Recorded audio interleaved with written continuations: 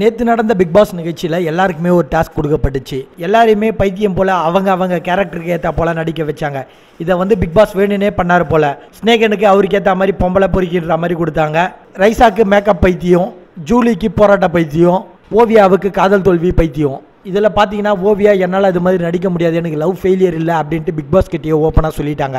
இதனால் உங்கள் luxury budget பாதிக்கப்படும் பரவாயில்லையான்னு கேட்டதுக்கு எனக்கு அதை பற்றிலாம் கவலை இல்லை, என்னால் நடிக்க முடியாது, எனக்கு கஷ்டமாக இருக்குது அப்படின்ட்டு வெளிப்படையாகவே சொன்னாங்க ஓவியா. இந்த நிலையில் இன்றைக்கி வெளியாக இருக்கிற ப்ரோமோவில் என்ன நடக்குதுன்னா, ஓவியாவை வெறுப்பேற்றுறதுக்காக ஆரவுக்கு ஜூலி ஹெட் மசாஜ் பண்ணி விடுறாங்க. இதை பார்த்து கடுப்பாகிற ஓவியா அங்கேருந்து எழுந்து போய் ஆரவ் கிட்ட 5 நிமிஷம் நான் உங்ககிட்ட பேசணும் அப்படின்ட்டு கெஞ்சுறாங்க.